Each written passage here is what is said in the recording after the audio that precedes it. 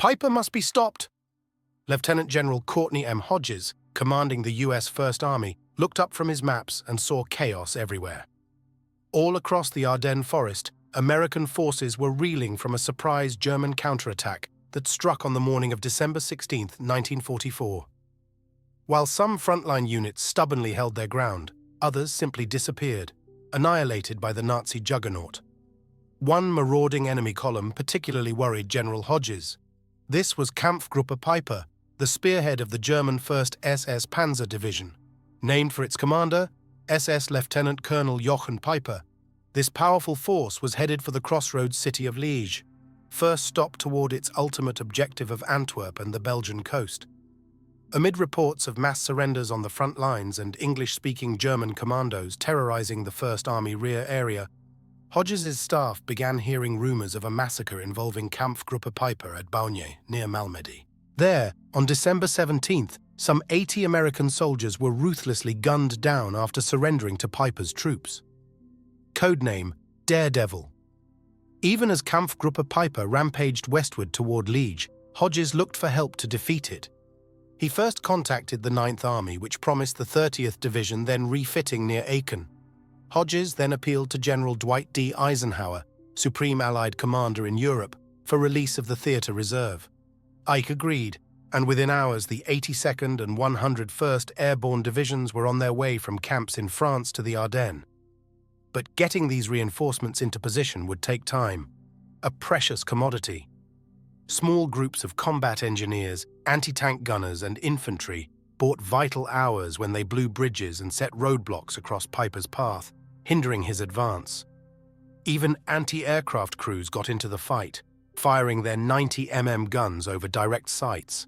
First Army needed accurate information to find and then halt the German advance. Hodges' staff sent out tiny, unarmed Piper Cub spotter planes to track the progress of Kampfgruppe Piper as it headed west along the Amblev River Valley. Crashing through Ligneville, Stavelot, and La Gleize, the enemy column was, by midday on December 18th, only 12 road miles from First Army headquarters, located in the resort town of Spa, Belgium. Hodges pushed his reinforcements, the 30th Infantry and 82nd Airborne Divisions, into blocking positions along the Amblev Valley.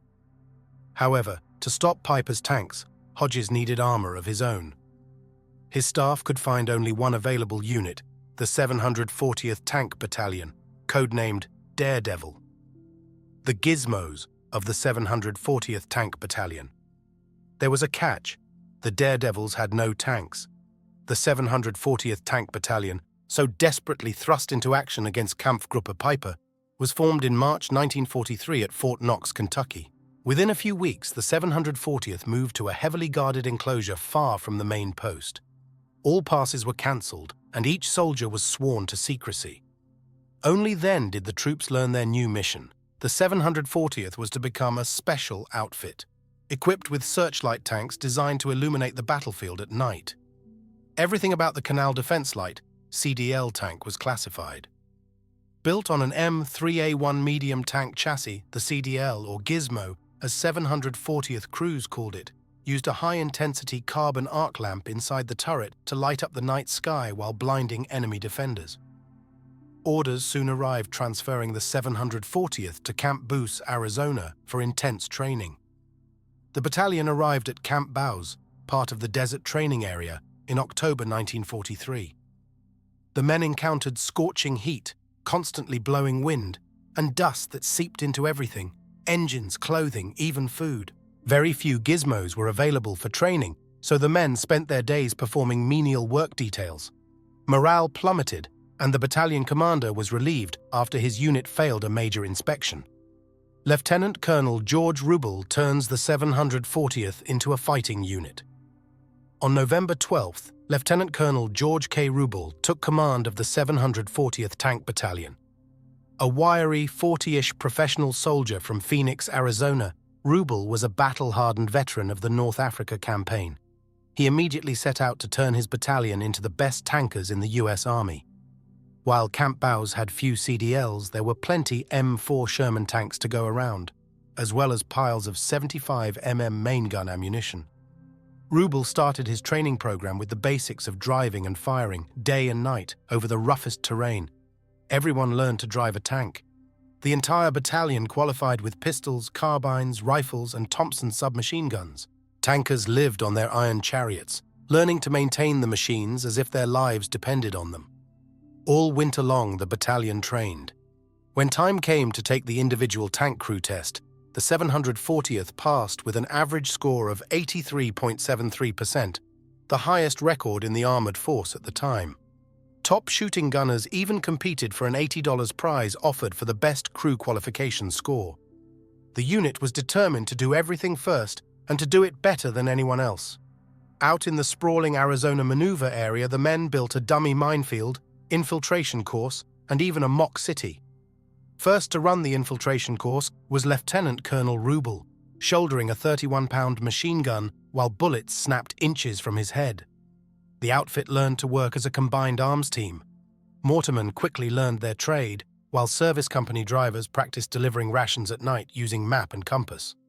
Drawing on his own combat experience, Lieutenant Colonel Rubel insisted that all tanks fight with the hatches open instead of buttoned up as armored force doctrine prescribed. Everyone looked for targets, Rubel later wrote, and if they didn't see the enemy first, they didn't live. This practice paid many dividends later. Reconfiguring as a medium tank battalion. When the 740th Tank Battalion left Camp Booz in April 1944, it was proficient both in standard tank missions and top-secret CDL tasks. Departing for England in July, the outfit came across Utah Beach 3 months later. The Daredevils then drove across France to join the First Army in November 1944. While the 740th was marching toward the front, it received news that its special mission was cancelled and the unit would reconfigure as a standard medium tank battalion. This meant it was to re-equip with M4 Sherman medium tanks and M5A1 Stuart light tanks.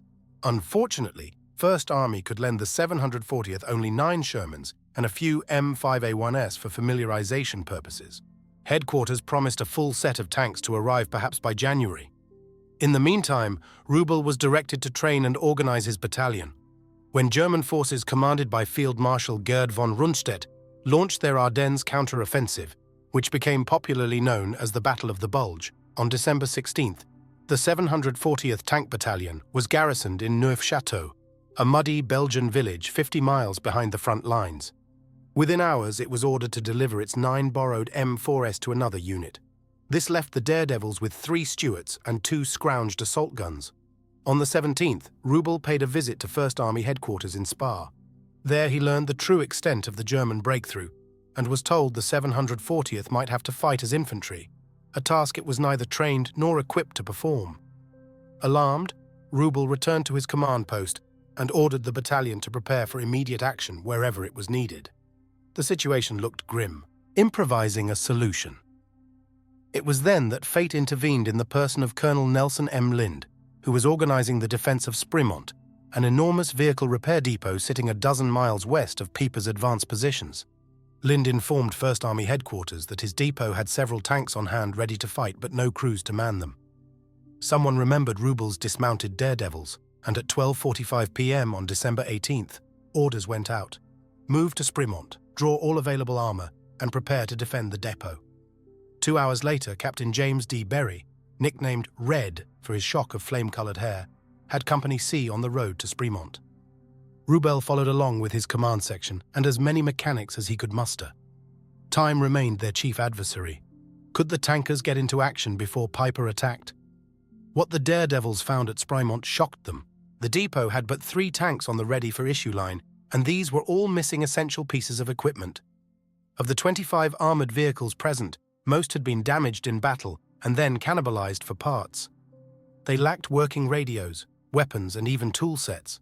Not one tank carried a full load of ammunition. Company C's tankers swarmed on the equipment, laboring through the night to ready any vehicle they could get out the gate. There were old right-engined M4s next to newer tanks that for some reason all had British equipment. Staff Sergeant Charlie Loopy's crew ended up with an M36 tank destroyer, while Sergeant John A. Thompson drew a duplex-drive amphibious Sherman that was missing the breech block for its 75mm main gun, not to mention all 3 machine guns. Captain Berry ordered Thompson and his damned duck to the rear of the column. They would fight. Some tankers had to ride M7 self-propelled howitzers or M8 assault guns, neither of which they had ever trained on. The Daredevils also found at Sprymont 2 M24 Chaffee light tanks, part of a demonstration unit traveling around to acquaint US troops with these new vehicles. The M24S would go into battle too, their crews learning by doing or dying. Kampfgruppe Piper captures Stumont. While the Daredevil tankers hurried to prepare their mounts for combat, the situation along the Amblève River was deteriorating badly. On December 18th, Major General Leland S. Hobbs's 30th Old Hickory Division began moving into position along the northern shoulder of Piper's penetration. His 119th Infantry Regiment, commanded by Colonel Edward M. Sutherland, had advanced a reinforced battalion to occupy the village of Stomont, blocking Kampfgruppe Piper's westward progress. Overnight, the riflemen of 3rd Battalion, along with 8-towed 3-inch guns of the 876th Tank Destroyer Battalion, dug in frantically to prepare for an SS attack. It was not long in coming. At 7 a.m. on the 19th, German paratroopers and SS Panzer Grenadiers accompanied by several Mark VI tanks emerged from the dense fog in front of Stumont, firing on all suspected targets. Blasting the weary GIs from their fortifications, Piper's forces gradually gained a toehold in the village and began pushing the Americans out. A company of M4S from the 743rd Tank Battalion then arrived to help slow 3rd Battalion's retreat, but by noon the Germans held all of Stumont. "They're bastard tanks, but we're shooting fools." Hobbs absorbed this news with great concern. His 119th Infantry had been knocked out of the last defensible position in the Amblève Valley. Only the 119th's understrength 1st Battalion remained as a reserve. If it failed to halt Piper, the way to Liège and beyond would be wide open. Hobbs ordered Sutherland to hold at all costs. He then begged 1st Army for additional armoured support. The brave tankers of the 743rd were completely out of ammunition and had to resupply. Staff officers from the 30th Division spread out in all directions to find anyone who could help hold the line west of Stumont. One such officer discovered Captain Red Berry and Company C of the 740th posted near Sprymont. Pleading with Berry to join the 119th's desperate defence, Hobbs's messenger had to leave disappointed when the tank captain replied he could not leave his position without orders from higher authority. Those orders were not long in coming. Hobbs contacted 1st Army, requesting the 740th Tank Battalion be attached to his 30th Infantry Division. This was quickly done, and by 2 p.m. the Daredevils were on the move. Company C led off. Passing the 119th Regiment command post with his 14 badly needed Shermans, Captain Berry shouted encouragingly to a nearby officer, "They're bastard tanks, but we're shooting fools." The ragtag column was just minutes away from a showdown with some of Nazi Germany's deadliest tanks. Taking back Stumont Station. The Amblève River Valley was just wide enough on its north bank for a winding macadam road, paralleled partially by a rail line. Steep, wooded valley walls and the deep-running Amblève further restricted mobility. The day was cold, and icy fog kept visibility down to 100 yards or less. There was only one way to go, down the road, and all afternoon the 1st Battalion of the 119th Infantry waited for Piper's tanks. By 3:30 p.m., in a cold drizzle, and with dusk already starting to settle, the Germans had yet to appear. Lieutenant Colonel Robert H. Herlong, commanding the 1st Battalion, conferred with Captain Berry. They decided to organize their own spoiling attack with Berry's tanks covering the road while Herlong's infantrymen protected their flanks. Their objective was Stumont Station, a small granite block structure 800 yards away. 3rd Platoon, led by Lieutenant Charles D. Powers, went first. Powers moved out cautiously, hugging the cliffside of the road while his machine guns riddled every possible target. The young lieutenant stood up in his turret, scanning for enemy tanks. He knew his Sherman was no match for a German medium Panther or heavy Tiger tank, so his crew's lives depended on firing first and accurately. The 740th meets its first Panthers. The American column had advanced several hundred yards when Powers' tank rounded a curve near Stumont Station. Powers spotted a Panther, camouflaged with brush, 100 yards away. The gunner, Corporal Jack D. Ashby, fired once, his shot striking the gun mantle before deflecting down into the driver's compartment, and setting the enemy tank ablaze. Moving forward, Power's crew identified another Panther. Again, Ashby's aim was true, his shell ricocheting off the Panther's lower front slope plate. At this critical moment, Technician 5th grade Howard Henry, the lieutenant's loader, reported that the gun was jammed. Power's Sherman was helpless, and he waved the next tank up to finish off the wounded SS Panther. The next vehicle in line was not even a tank. Staff Sergeant Charlie W.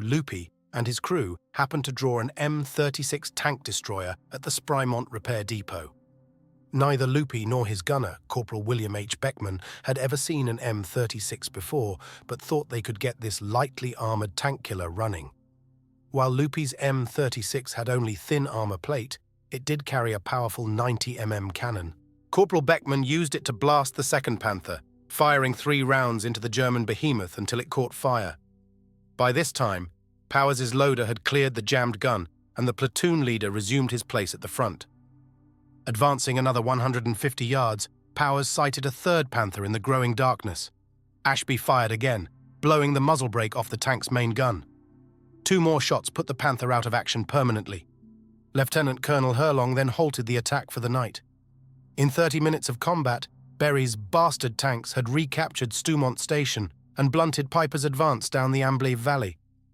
Those months of hard, realistic training at Camp Bowes had paid off enormously, but the 740th War was just beginning. Too cold to sleep. Protected by the 3 burning Panthers, Herlong's riflemen dug in while their Daredevil brethren paused to resupply and rest. One tanker described his first night on the line at Stumont Station. It was too cold to sleep. All we could do was curl up in the tank like dogs. During the night, more tanks fresh from the Sprymont Depot moved up to join Berry's command. Fuel, ammunition, and radios also made their way forward. With artillery finally in position, American infantry and tankers prepared to resume their attack at dawn. Weather conditions on the 20th remained poor, with cold, rain, and fog hampering visibility. This time, 2nd Platoon, led by 1st Lieutenant John E. Calloway, spearheaded the attack. Riflemen from the 1st Battalion 119th Infantry provided flank protection, while artillery and mortars stood by ready to fire. The day's objective was Stumont, 2 miles up the road, where Piper's main force was waiting. Within minutes, Calloway encountered a Panther, which his gunner dispatched with an armor-piercing shell that opened its muzzle up like a rose. 2nd Platoon then destroyed 2 SS half-tracks before running into a minefield that blew both tracks off Staff Sergeant Homer B. Tompkins' M4. Though shaken up, Tompkins and his crew scurried to safety despite the mines and heavy German machine gun fire. All hell broke loose. The Americans captured the hamlet of Targnon that day, moving to the outskirts of Stumont before nightfall, and violent SS counterattacks halted their progress. Late in the afternoon, some American infantrymen occupied St. Edward's Sanatorium, a large brick building on the eastern edge of Stumont. Situated on a steep hill, the sanatorium was a natural fortress. Whoever controlled it dominated the battlefield. The enemy knew this, and around 11 p.m. launched a fanatical counterattack. Between 50 and 100 SS Panzer Grenadiers, many screaming Heil Hitler, stormed St. Edward's and pushed the GIs out. Held up by a sharp cliff, the Daredevil tankers could do nothing to help. They had to wait for daylight to resume their attack. At 4 a.m. on December 21st, 1st Lieutenant David Oglensky's M4 crawled cautiously forward into the murk. Suddenly, according to driver-technician 4th grade Robert Russo, all hell broke loose. Shells from a hidden anti-tank gun pierced Oglensky's tank, forcing his crew to bail out. As the lieutenant boarded the next Sherman in line, a Panzerfaust rocket hit that tank, causing it to burst into flames. German Panzerfausts then blasted 2 more M4S. In an instant, 4 tanks were destroyed, 3 of them burning fiercely. With the road blocked and St. Edward's Sanatorium in Piper's hands, the American attack bogged down almost before it started.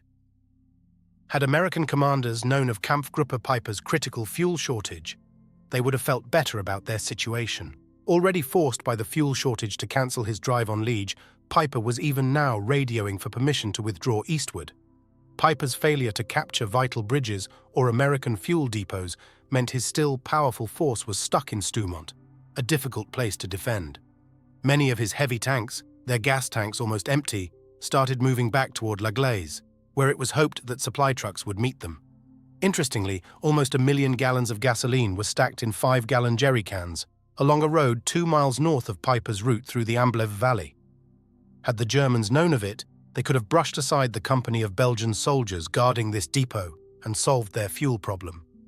Taking the sanatorium back in Stoumont, the 119th Infantry Regiment and 740th Tank Battalion became part of Task Force Harrison, named for Brig General William K. Harrison, Jr., the 30th Infantry Division's Assistant Division Commander. Additional forces from the 3rd Armored Division had joined the battle north and east of Stoumont, pushing Piper's forces closer to their base in La Glaise. The noose was tightening, but first Stoumont had to be retaken. From a hill near Targnan, Lieutenant Colonel Rubel somehow acquired a self-propelled 155 mm howitzer and began shelling the enemy-held sanatorium. Firing over open sights, Rubel's personal artillery piece hurled about 50 high-explosive rounds into the sturdy structure before darkness fell. The Germans inside were stunned by the massive bombardment but refused to yield. Captain Berry thought of a way to throw the Germans out. That night he crawled completely around the sanatorium and found a place where a road might be built that could support tank traffic. Using volunteers from Company C and the infantry, Berry had a corduroy track built of shot-up trees and shell casings. Under cover of a thick smoke screen, service company recovery teams then towed off the 4 wrecked tanks from that morning's fight. By daybreak on the 22nd, Berry had maneuvered a platoon of M4S right up to St. Edward's. Firing through the windows, they kept the SS inside pinned down while soldiers of the 119th entered to recapture the main building, this time for good. Almost 250 civilians, many of them children, were later found dazed but unhurt in the sanatorium's cellar. Meanwhile, Powers and Loopy dispatched 2 more lurking tanks, one a Panther, the other a captured Sherman. This broke the back of Piper's defense, and the SS remaining in Stoumont quickly fled toward La Glaise. Coordinated attacks by the 2nd Battalion, 119th Infantry and Combat Command B of the 3rd Armored Division, moving in from the north, hurried them on their way. By nightfall, the US advance had gone 2,000 yards past Stoumont while enduring ferocious German resistance. No daredevils killed. Retaking Stoumont was a costly fight. In its first battle, the 740th Tank Battalion lost 5 tanks and 6 men wounded. Miraculously, no daredevils were killed. Infantry losses ran higher. The 1st Battalion, 119th Infantry, suffered 106 casualties, including 18 killed, 60 wounded, and 28 missing. On December 23rd, Task Force Harrison resumed its attack, but ground to a halt short of La Glaise. Piper's men fought desperately, hemmed in by the 119th Infantry to their west, 3rd Armored Division columns attacking from the north, and paratroopers of the 82nd Airborne pushing steadily from across the Amblève at Chaneux. Deadly German fire kept the Americans out of La Glaise that day, but everyone knew the end was near. Piper huddled in his basement headquarters while 95-pound shells from Rubel's private cannon exploded overhead. It was after dark on December 23rd, and his 9-day race to the Meuse River had ended in total failure. Out of fuel, ammunition, and supplies, Piper passed the word to his exhausted troops: destroy your equipment and escape on foot. What was left of Kampfgruppe Piper abandoned La Glaise before dawn on Christmas Eve. The Germans left behind at least 28 heavy tanks, 70 half-tracks, 8 armored cars, and numerous artillery pieces. Counting dead, wounded, and captured, Piper lost over 85% of his original 800-man force. Escaping with him to the German lines were a mere 800 frozen, dejected soldiers. There was no rest for the Daredevil tankers after taking Stoumont and La Glaise. On December 29th, they joined the 82nd Airborne Division, working with that veteran unit in extreme cold and discomfort. Rubel's tankers got along well with the aggressive 82nd, one paratrooper even noting, "The 740th was the only tank outfit that could ever keep up with us." The Daredevils, after the Bulge. Once the Battle of the Bulge officially ended in January 1945, Allied forces began the final offensive in Western Europe. The Daredevils moved from unit to unit, supporting at times the 8th, 63rd, and 86th Infantry Divisions, as well as the 82nd Airborne, as they marched across Germany. While their infantry comrades occasionally went into reserve, the Daredevils stopped only for maintenance or resupply. They were always on the go, but that was how they preferred it. The men of the 740th realized that only hard, relentless fighting would bring an end to the war. VE Day found the Daredevils occupying Ulsan, Germany. They had been at the tip of the spearhead for 138 days of nearly constant combat, and it was now time to take stock. The death toll for the Daredevil tankers included 43 officers and enlisted men killed in action. They had also suffered an astonishing 57 tanks lost during their 6 months on the line. On the positive side, Lieutenant Colonel Rubel's 740th Tank Battalion accounted for 69 enemy tanks destroyed, including 17 Tiger and Tiger the Senus. The Daredevils also smashed or captured hundreds of cannon and combat vehicles. They even shot up 200 airplanes, most of them caught on the ground when the battalion overran an airfield at Hagenau. Captain Berry, Lieutenant Powers, and Staff Sergeant Loopy each received a Silver Star for their actions at Stoumont. Every 740th tanker who fought there was awarded a Presidential Unit citation. For many Daredevils, however, the best tribute to their heroism came from a tank commander named Cecil Taylor, who summed things up in 2008. "We were a good outfit," Taylor remarked. "I don't know if it's because we were scared or just didn't have any better sense, but we got the job done." Brave Americans like Cecil Taylor turned the tide of battle, stopping Hitler's elite SS at Stoumont.